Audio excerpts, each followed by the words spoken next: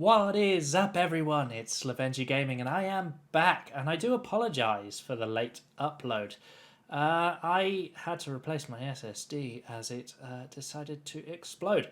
We are back with Dark Colony, and I hope you're enjoying it so far. And again, this is going to be a long mission. A lot of these missions, I'm afraid, are going to be long missions.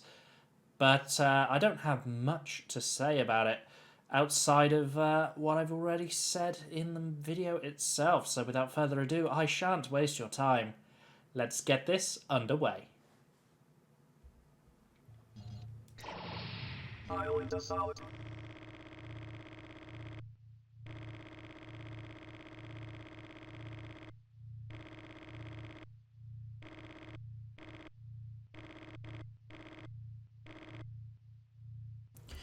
We have received a transmission from Stratus Corporation asking us to locate one of their commanders that has disappeared somewhere in the Illusion Islands. We have a mining operation in the area, so we have agreed to assist them. You should, however, be aware that the aliens have dug themselves in at strategic locations throughout the island. The little buggers are tricky, so be careful. Pan Luma is counting on you to destroy the alien hive and secure the area. Be careful and good luck, Commander. The mission objectives are to locate the missing Stratus commander and destroy the alien hive.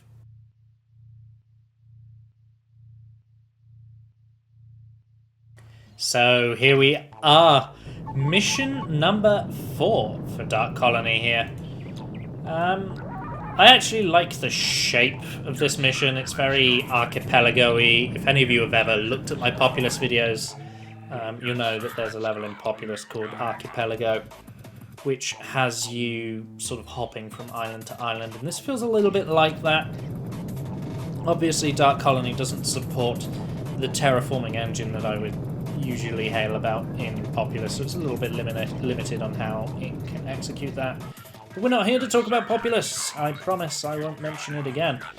We're going to be getting upgrades pretty quickly. Again, I was new to this game, so I'm not entirely sure just how influential upgrades are. The reason I prioritized upgrades is I applied sort of StarCraft logic.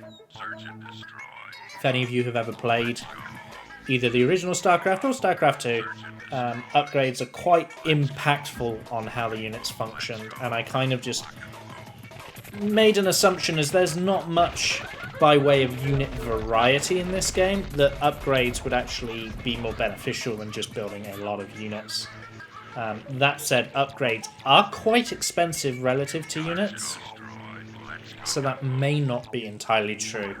Be interesting to see if any of the sort of experts out there, I'm sure there's still some experts in this game, know what's going on. So this level's sort of introducing us to breaking defensive positions. We met the defense turret in the previous level, in that we had them. The enemy are going to start having them as well now.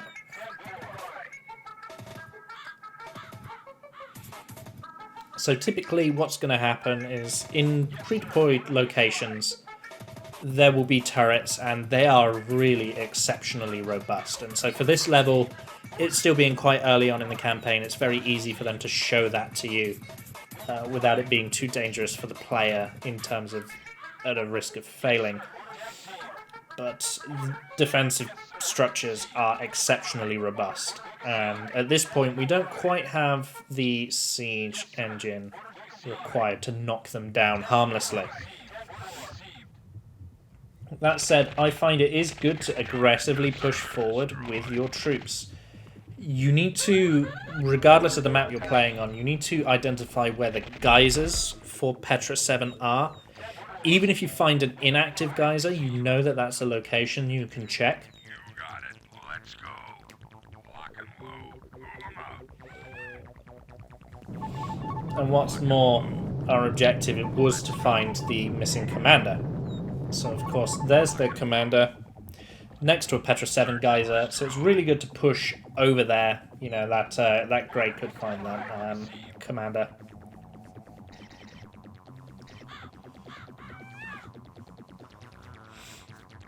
But scouting really is sort of a big part of this game. Even as you'll find, the AI is not particularly aggressive, and it takes a while for the AI to find that aggressiveness and for you as players to be at risk of defeat, as I would say. But it is a real risk. It will happen if you're not careful and if you get a little bit too complacent.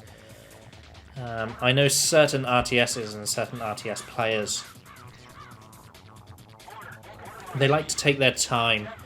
They like to build up a nice, pretty base, and I say that without attacking any RTS style, because outside of making these YouTube videos, that's how I play. You know, I did my Command & Conquer playthrough, and I talked about, you know, this is what you do to beat the levels quickly, or, you know, to reliably beat the levels. What I didn't show you is actually when I'm playing the games casually by myself, and I'm not producing these kind of... Excuse me, I'm forgetting to yawn. When I'm not producing these kind of YouTube videos where I'm trying to put... It's actually quite hard to discuss how my approach changes. Let me just take a moment to think about how I want to phrase this so it's best understood while we're just sort of pushing and controlling as much space as we can from the greys.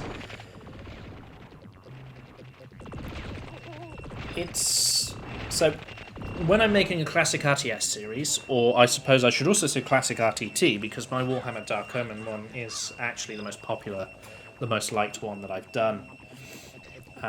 When we're making one of these series, I say we, it's just me. When I'm making one of these series, what I'm doing is I'm trying to, if I don't already understand the game, I'm trying to learn the game and present as many aspects of the game as I possibly can in a way that helps other people understand the game, or perhaps see the game in a light where they're like, I'd quite like to try this game out.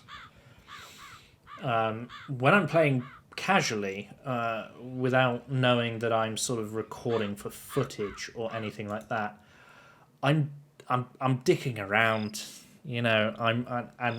And I don't mean like I'm messing around a little bit.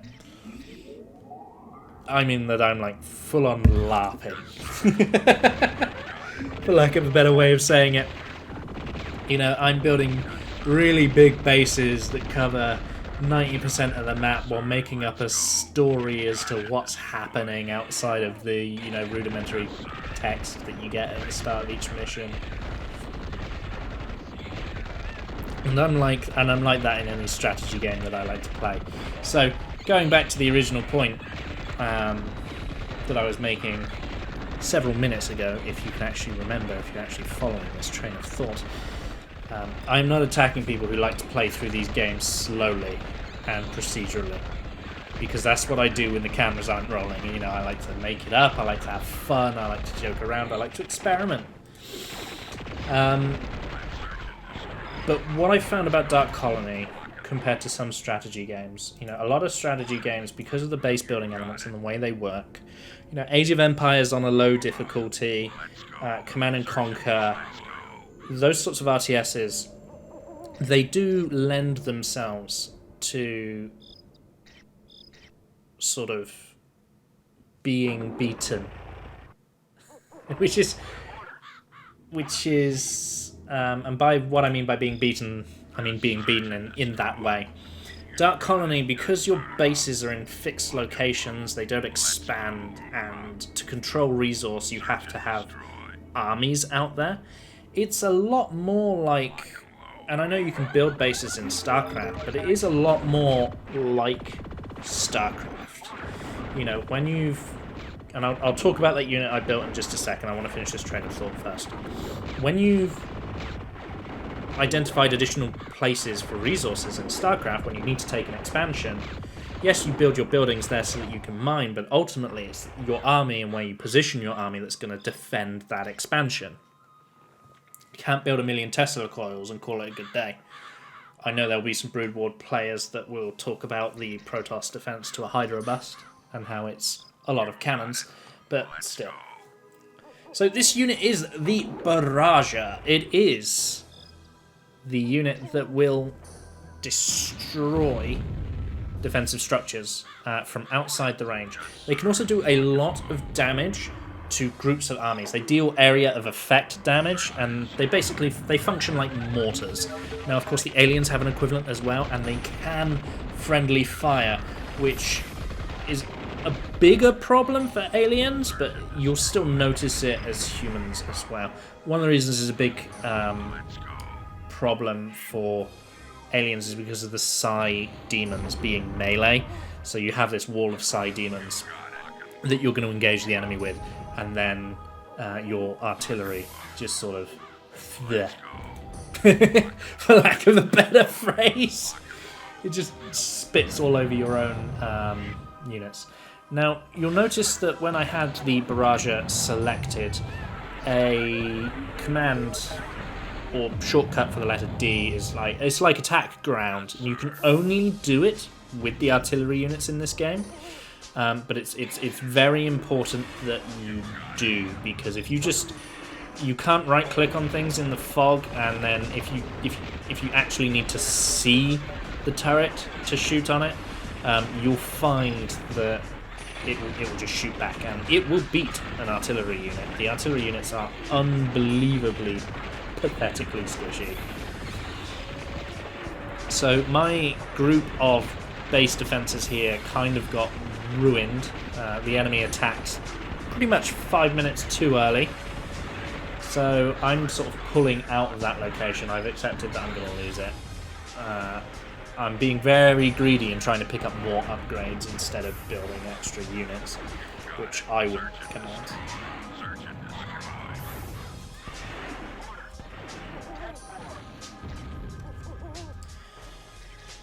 So, in this sort of wave push style, when you're pushed back by the enemy, you very quickly want to just start churning out troops, because they will move towards your base or one of your harvesters, I'm going to call them. I know they're not called harvesters in this game, but you know what I mean. If I say harvester, right, you know what a harvester is.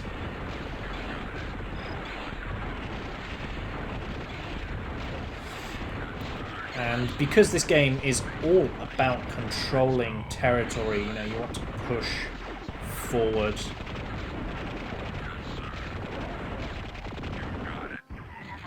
Let's go. Search and destroy.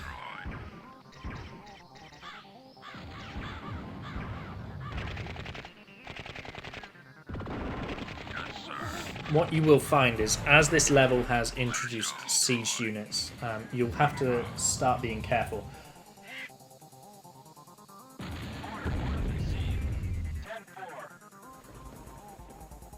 I'm not quite used to the rate at which these things deal damage, and because of that, you know, I'm being quite cautious. The aliens do have their own artillery unit. For the tar, they're called atrils, or atrils, however you would like that to be pronounced. But I found that setting up as I have done is about the best you can do for this mission. You know, you find the missing Stratus commander very, very quickly, and you're kind of trying to control the other side of the choke points. Of course, they've got their Xenowarts, which is their towers, covering their side of the bridge, and you just want to cover your side of the bridge. If you don't hold these bridge locations, first of all, you won't be able to set up your artillery to barrage down the Xenowarts. But also, when the AI has some really weird pathing in this level, or in all levels actually, and when you struggle to choke them down or bottle them up, you'll find they'll take some really colourful, and it's quite impressive actually, some really colourful, really creative routes through the fog of war just to avoid your sight lines. And once they've avoided your sight lines, they will actually find your nearest bit of Petra 7 and just absolutely deny it. That strange burping sound you heard is the sound that Atlils make when they fire.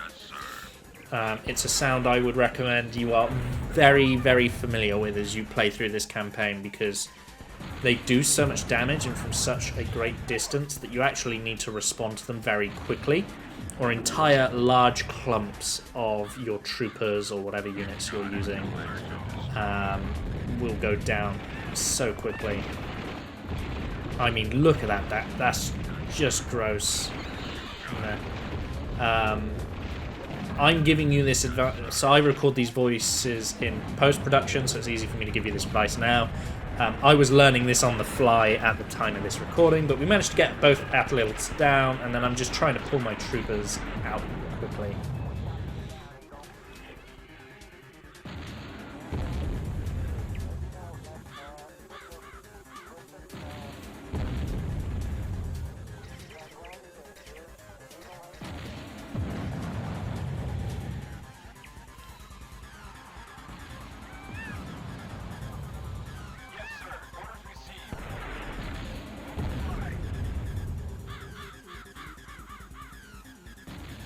But you get this sort of...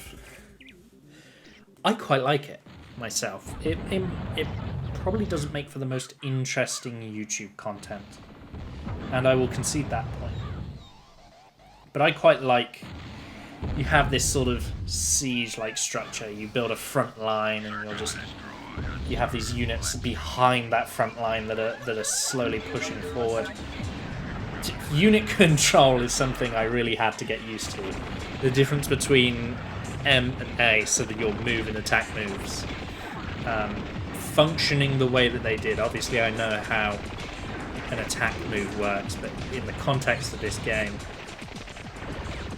it was very alien to me that, you know, if you push A, every move order you give from then on is an attack move. It's like permanently holding down an attack move key. It's very surreal, but what I do find is that I artificially lengthened this mission, because realistically, once you have these sort of choke points seized and you've got your exploiters set up, you can really build a large army and just push right on over. But I was a bit hesitant. I wanted a lot of upgrades. I wanted to make sure I didn't mess up this mission. There's a lot of targets on this map, and because there's a lot of targets, what you can find is this can be a good place. I talked in the previous video about promoting your commander. This can be a great place to get him promoted, so long as he stays alive and he witnesses sort of loads of kills. This is a really, really effective way to get your commander promoted. Once you've taken out Xenowats on the right hand side, which you may have noticed I didn't touch on it, I'm prioritizing.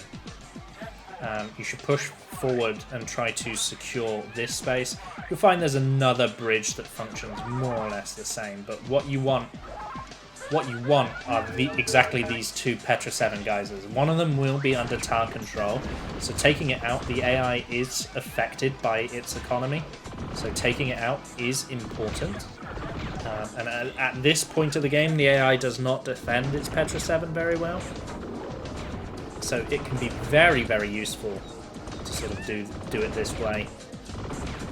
You do have to be careful. These scout units, the flyers that I've talked about before, they are pathetically weak, but they are, you know, they are still flyers. So if you have unguarded sort of barrages as an artillery unit, or unguarded exploiters, you know, exploiters without turrets near them or infantry to shoot up, you will find that actually the flyers can be very, very annoying, and they will find a sort of an opportunity to pick off any stray unit, and the AI is infuriatingly good at doing it as well. This is me struggling to get the barrage out of harm's way and just losing another one, and they are so slow as well. So if I could give you any advice to do this better than me, and I could give you a lot of advice to do this better than me, Protect your barrages better. If you can keep your artillery units alive and healthy, then you'll be able to dislodge these xenomorph positions much faster. And it's important to be able to do that just so you can get access to the Petrus 7 that's on their side of the river. You'll find the way the geysers open up, you know, we've got the 2 on the east that are now active, that were behind turrets.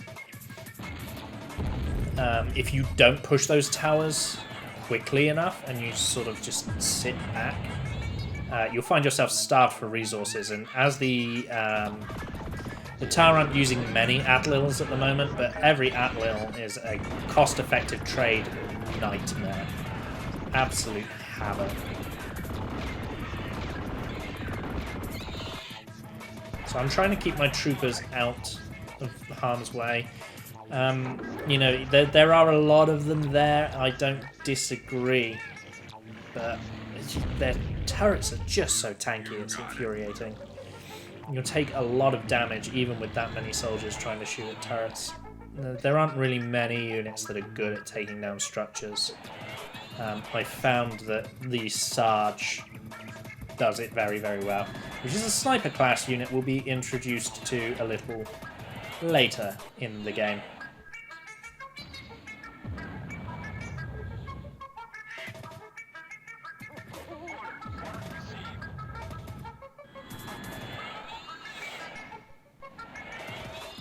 I'm just being a bit of a completionist here. I'm trying to get all my upgrades. I'm trying to scout the map so that you can sort of see what's on the map as well.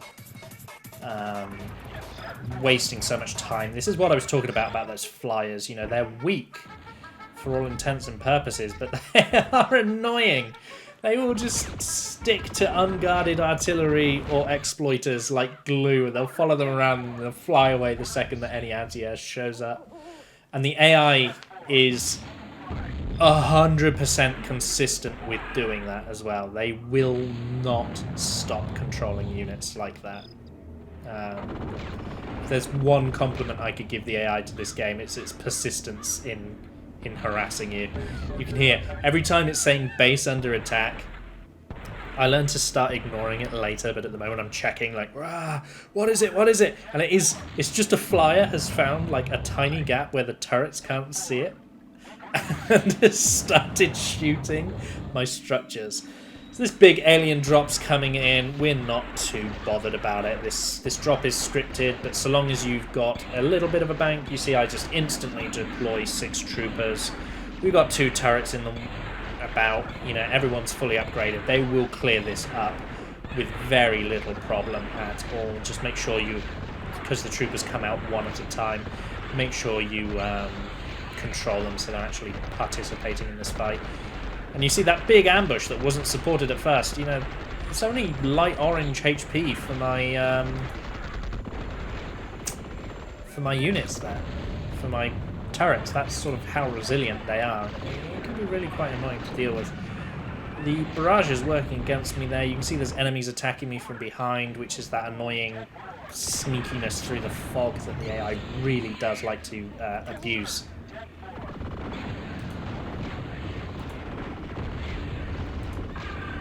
But I think a lot of the end game of these missions, it's going to look very much the same. So I can't promise an interesting or exciting time.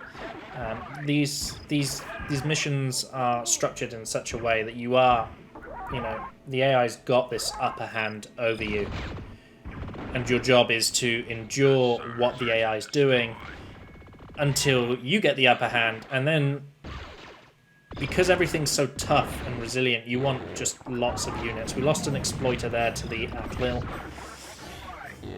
Isn't that noise great? It's lovely.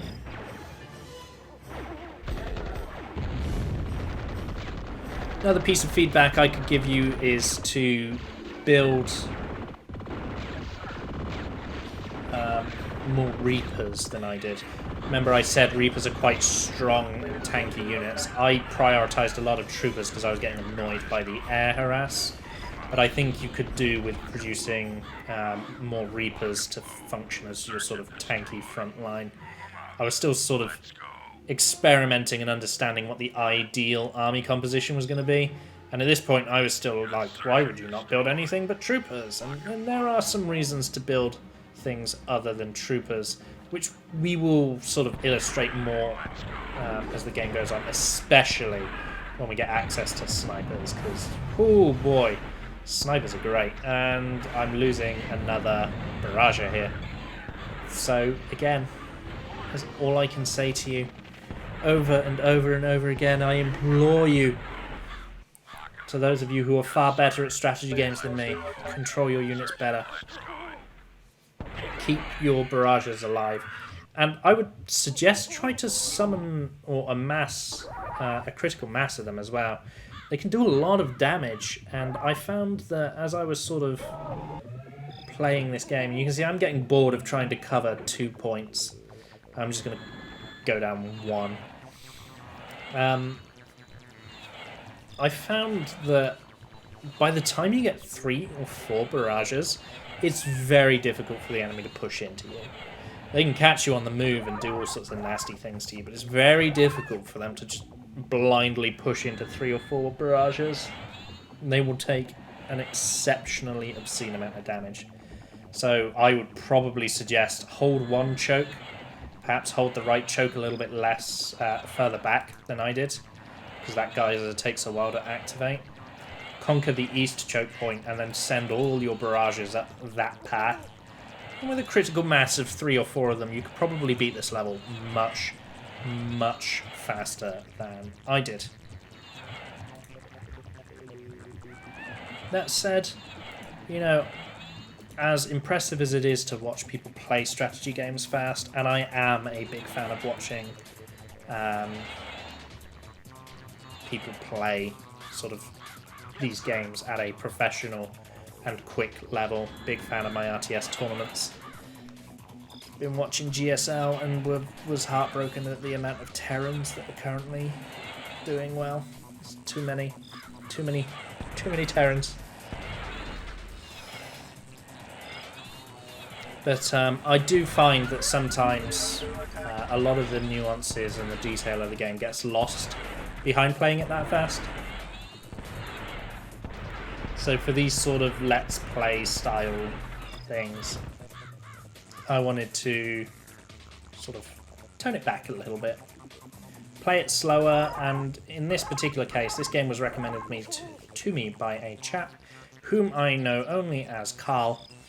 And Carl told me about this game and was like, you should play it. And my initial idea was I was going to research the game a lot more, perhaps do a playthrough.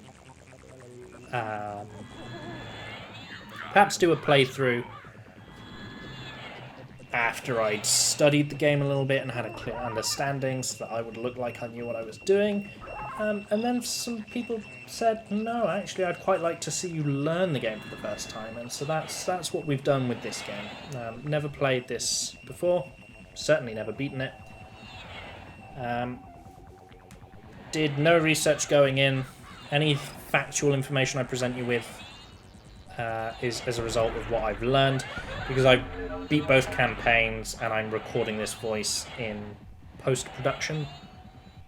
But the gameplay itself is most certainly sort of live,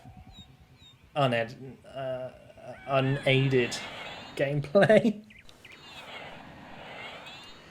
There is a cheat system in this game, but I'm not sure it works. When I was looking at the game, that Petra 7 geyser's blown up. It was a pretty cool animation, by the way. I did a skirmish after I played through the campaign because I read there was a cheat menu and I couldn't get it to work. So I was just like, alright, whatever. But there is a cheat menu, and if you can get it to work, good for you. So, at this point, I'm getting a little bit impatient. I'm figuring I've got an army, I've got my upgrades, let's just start pushing, because at the end of the day, the Petra 7's running out, the timer is running on, and I just don't really know what I'm doing. Yes, sir. And once you've got a large army and critical mass, you can push through xenomorphs, but there's just so many of them that I would recommend, again, keeping your barrages alive. Yes, sir. Let's go. See, if you push faster and more aggressively, you'll find that on the east, this is not connected to the TAR's main base. So if you can push this far, quickly, you have only got one choke point to hold, and you can gather all your troops outside the great Xenomort uprising. That is those 4 Xenomorts stacked together.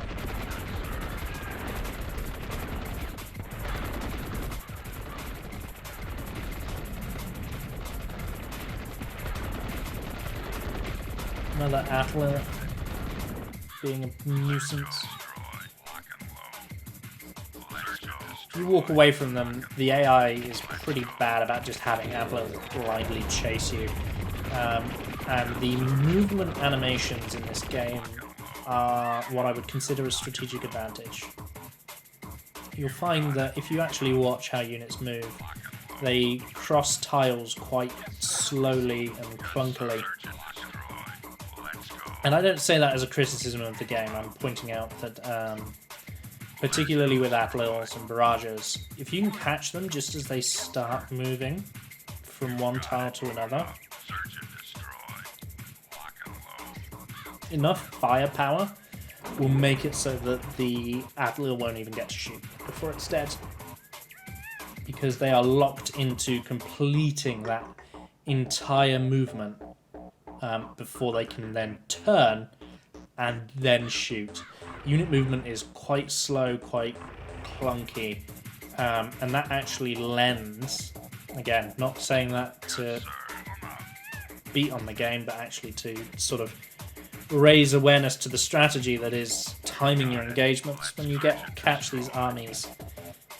Catching them on the sort of tile transition can be the difference, can be quite a sizable difference in fact, between victories and defeats. The TAR have a little base. They also don't really have a lot of Petra 7 to work with, because we took out their geyser, their extra geyser even. Now remember, even if you have no geysers, you do get like tiniest negligible amount of Petra 7 just so that a game might possibly end.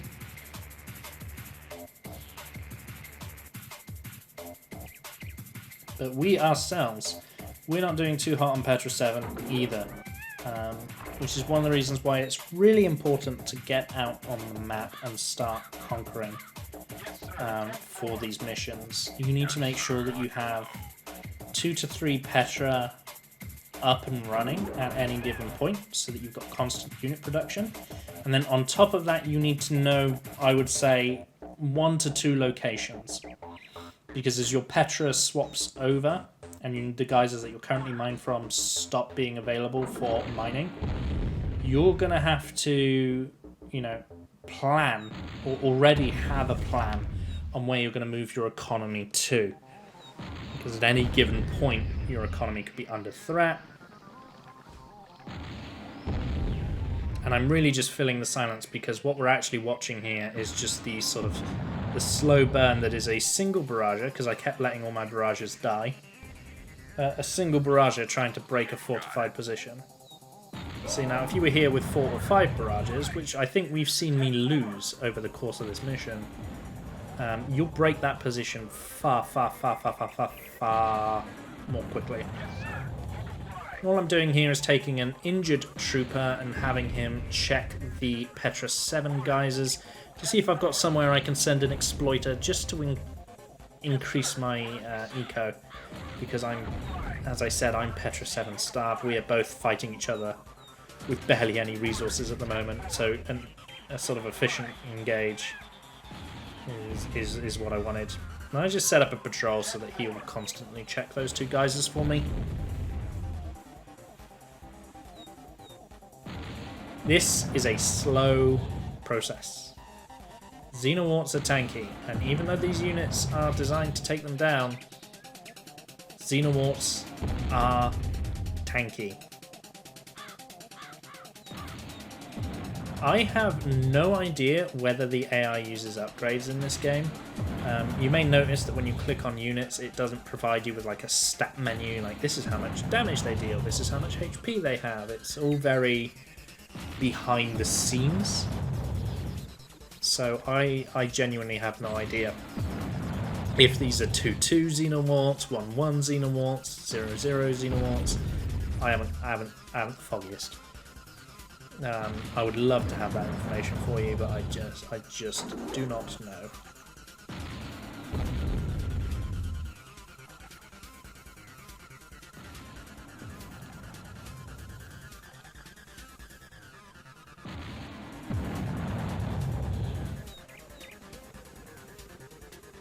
Just moving around, clicking. You can tell even and I'm not gonna lie to you. You're all intelligent people. You love strategy games. So you don't need me to lie to you. I was bored. I was so bored. At just this point, I really did enjoy playing through this game. Do not get me wrong. If you love Dark Colony, do not be offended, because I agree that this is a fun game with a different take on the RTS genre. But just this specific moment here, where I'd only left one Baraja alive, and I've got 4 of these Xenorwarts to shoot through, and it's taken this long to kill one, I was bored. I was absolutely bored out of my mind. I'm clicking through the menus like, what can I do? I see that I haven't even upgraded my Reaper's armor to 2. So, to compare to StarCraft, units have 2 tiers of upgrades. So those of you who are familiar with other RTSs, you might refer to that as +1, or 1-1. Magic the Gathering players too, I suppose. Or 2-2. And in StarCraft you have 3-3, but that doesn't exist in this. You've got 0-0, 1-1, 2-2. Now, I know there's a lot of complicated math in StarCraft as to when it's better to get which upgrade. I do not know if that math applies to this game. Again, I don't even know if the AI uses upgrades. I don't know how the units deal their damage, It's hard to say, because when a trooper fires, I'll give you an example. When a trooper fires, the sound effect implies a machine gun, which implies multiple hits. But the unit only bleeds once, which implies 1 instance of damage. Right? See, it's bleeding once, but he's going ba ba ba ba ba ba ba ba ba ba ba. It's my best machine gun impression. I'm British, sorry, we don't gun.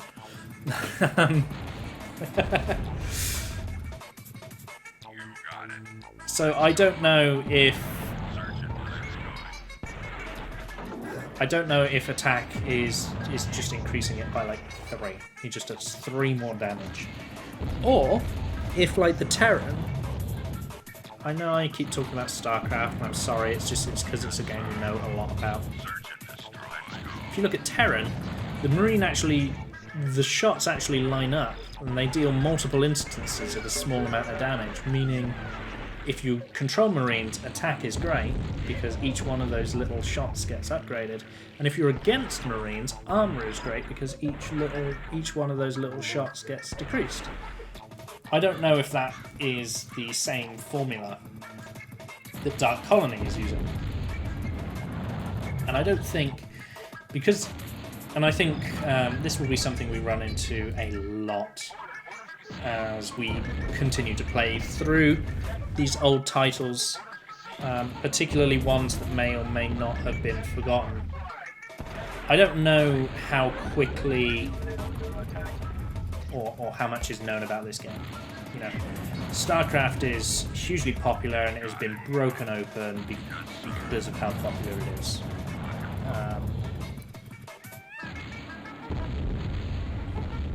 Even sort of games that I've helped staff for, like Populous, it's been broken open because people have the code. I won't name what people, but people have the code, so we can do that research. I'm not in the Dark Colony group. There is a forum, actually, that does allow me to segue nicely into something I wanted to say. In one of my last videos I received a comment that basically said sort of, how can you get this to work on Windows 10? I can't seem to get it to work. And the best advice I can give you is don't. Unless you really, really, really want to play this game. And if you really, really want to play this game, go for it. There is a forum that I will link in the description of this video.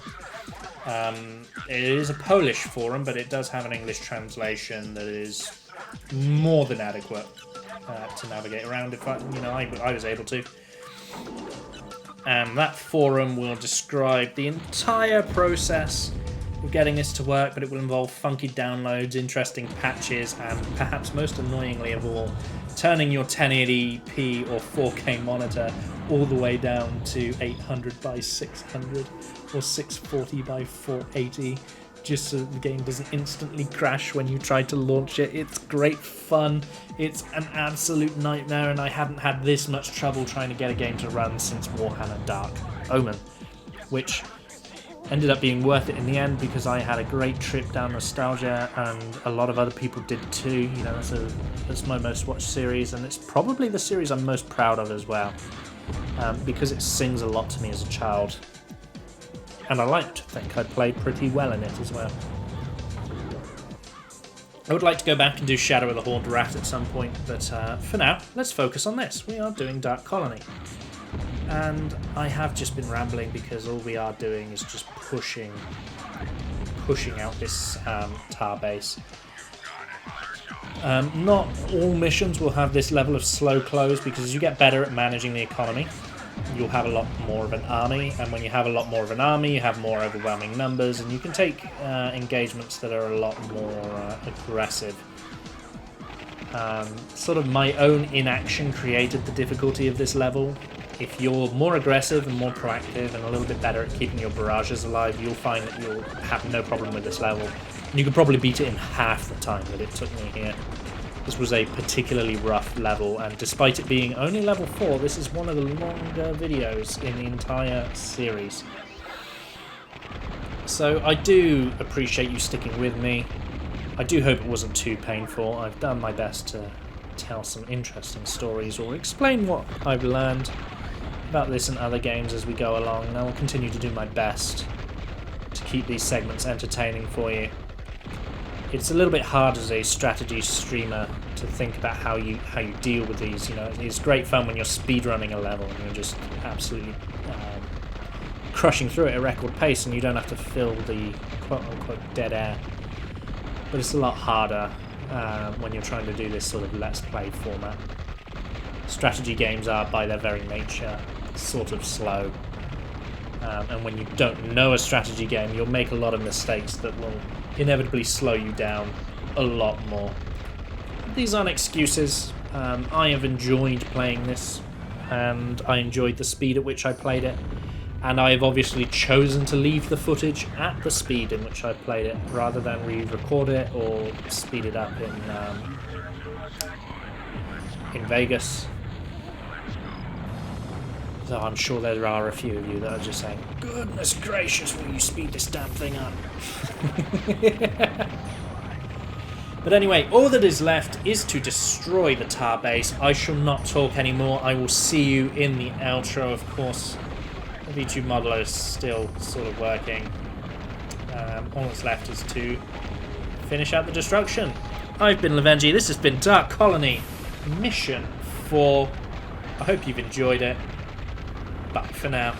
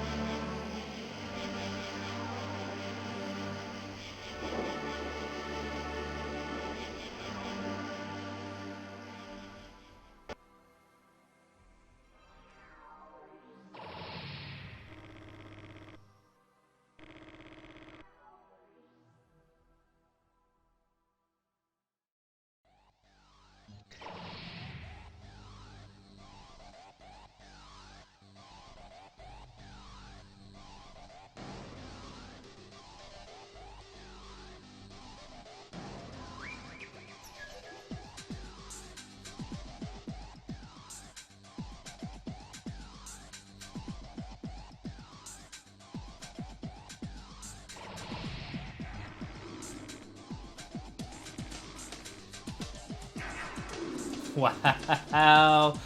That was mission 4 of the Humans of Dark Colony. There's 15 missions for each side, if you were curious. This game is an interesting one, but probably not the fastest RTS I've ever played.